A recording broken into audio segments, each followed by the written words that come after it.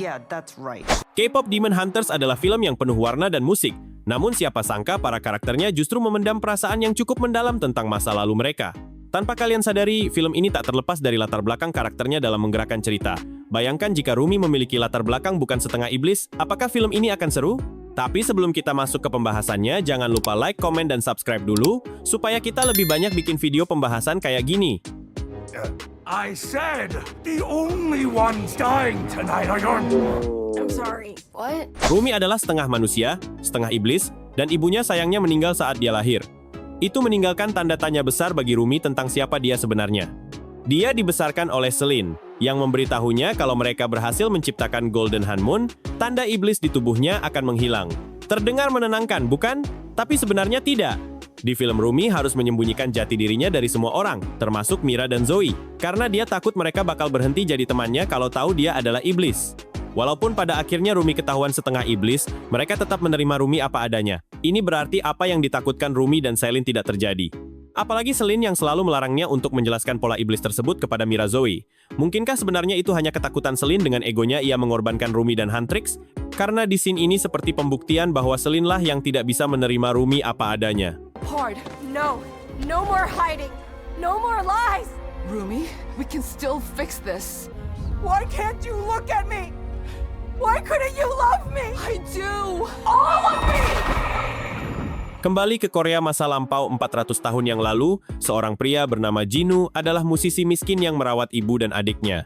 Lalu datanglah Guima dengan sebuah penawaran dan tipu muslihat.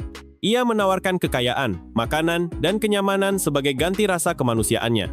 Jinu yang sudah frustasi dengan hidupnya, kemudian mengiyakan tanpa benar-benar memikirkannya matang-matang. Dan keputusan itu menghantuinya selama bertahun-tahun. Bahkan berabad-abad kemudian, dia menangis memikirkan keluarga yang ditinggalkannya. Dia meratapi fakta bahwa dia meninggalkan adik dan ibunya sendirian, sementara dia tidur di spray sutra di istana dengan perut kenyang setiap malam. Yang lebih menakutkan lagi adalah fakta bahwa Jinu menciptakan saja Boys hanya supaya kekuatan Hanmoon lama-lama melemah dan bisa menghapus ingatan manusianya. Dia tidaklah jahat, dia cuma mau melupakan rasa sakit karena sudah menyakiti keluarganya. Sunlight Sister adalah legenda penuh misteri. Tapi kita tahu ada Selene yang sangat terlihat begitu kuat dan tegas mewakili generasi Hunter sebelumnya. Namun apakah kalian tahu kalau dia memendam kesedihan dan hatinya sudah hancur selama bertahun-tahun? Sahabatnya, Myung, meninggal saat melahirkan Rumi dan Selene tidak pernah benar-benar sembuh dari kehilangan itu.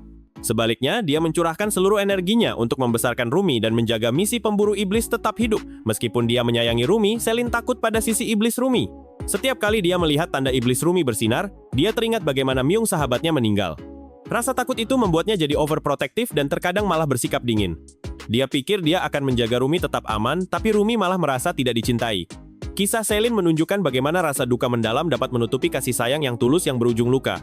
Bagaimana sebenarnya masa lalu ibu Rumi, dan sebenarnya apa yang terjadi dengannya. Meskipun Myung sudah tiada sebelum ceritanya dimulai, pilihan-pilihannya membentuk latar belakang cerita. Dia adalah seorang Sunlight Sister yang jatuh cinta pada iblis, melahirkan Rumi, dan meninggal tak lama kemudian.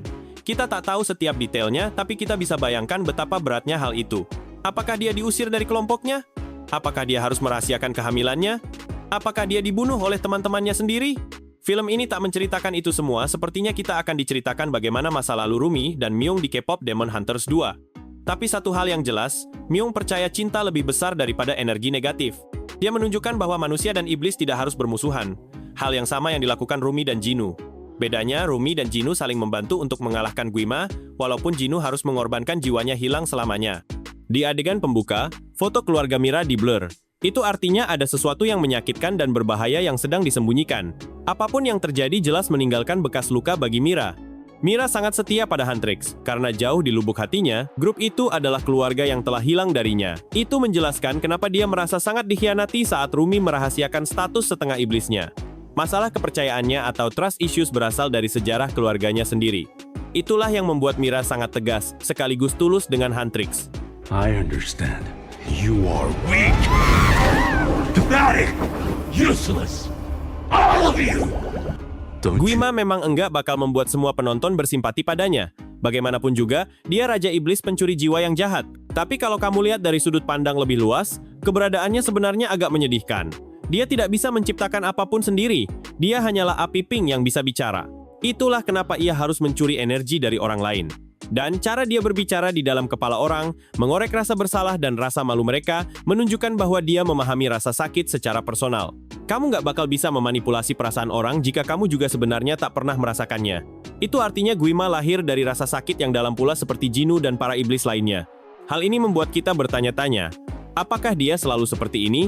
Atau ada sesuatu yang mengubahnya menjadi monster lapar jiwa yang kita lihat sekarang? Or they can be gone.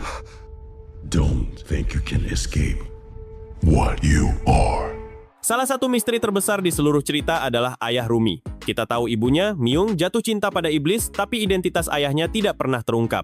Lantas apa yang terjadi dengan ayahnya Rumi? Apakah dia dibunuh oleh pemburu lain? Apakah dia melarikan diri atau dia mati saat mencoba melindungi Myung dan bayinya? Film ini tidak pernah memberitahu kita, tapi semua kemungkinan itu mengubah cara kita melihat cerita Rumi. Kalau Rumi tahu lebih banyak tentang ayahnya, mungkin dia akan melihat sisi iblisnya dengan cara yang berbeda. Dan cara ceritanya mencerminkan kisah Jinu membuat rasanya seperti sejarah sedang berulang. Cinta antara manusia dan iblis berakhir dengan patah hati. Yang membuatnya berbeda, kali ini pengorbanan dilakukan oleh iblis untuk mengalahkan Raja Iblis. Film ini bicara soal industri K-pop di dunia nyata, dengan menunjukkan bagaimana industri itu sendiri bisa terasa menakutkan. Para saja boy secara harfiah menggunakan musik untuk mencuri jiwa yang terdengar gila namun nyata adanya. Tapi ini juga cara cerdas untuk menunjukkan bagaimana ketenaran terkadang bisa menguras energi para penampil dan penonton di kehidupan nyata. Korupsi atau kejahatan tidak selalu terlihat jahat pada awalnya. Bisa terlihat berkilau, sukses, dan bahkan menyenangkan. Tapi di balik itu semua, kegelapan dan kesunyian menyelimuti mereka. Dan disinilah ceritanya jadi semakin dalam. Huntrix juga adalah idola bagi penggemar mereka. Itu artinya mereka menjalani kehidupan ganda, mengejar popularitas dan berkarya sambil membasmi para iblis. Itu memang seru tapi juga sangat melelahkan. Kalau ada satu tema besar di seluruh karakter dalam film ini, tema itu adalah menyembunyikan sesuatu. Rumi menyembunyikan sisi iblisnya, foto keluarga Mira diburamkan, Selin mengubur kesedihannya. Jinu ingin menghapus ingatannya. Semua orang menyembunyikan sesuatu untuk kepentingan dan kebaikan yang mereka yakini. Itulah tepatnya yang dimangsa oleh Guima. Rasa malu, takut, dan rahasia. Dia menggunakan rasa sakit tersembunyi milik orang-orang untuk menyerang balik mereka, yang sejujurnya lebih menakutkan daripada pukulan monster manapun. Dan itulah dia, latar belakang memilukan yang menunjukkan betapa berlapisnya cerita K-pop Demon Hunters. Jadi, cerita karakter mana yang paling ngena buat kamu? Tulis di kolom komentar dan jangan lupa tekan tombol subscribe itu untuk pembahasan mendalam lainnya tentang film-film favoritmu. I am not sitting with no Saja boy. What's up? We gotta get up close and insult their stupid faces. They're nasty, disgusting, not beautiful, perfectly dewy, symmetrical, shimmering. Okay, enough! I'm taking these down, just like how we're gonna take down these boys. Girls, Hi, Bobby.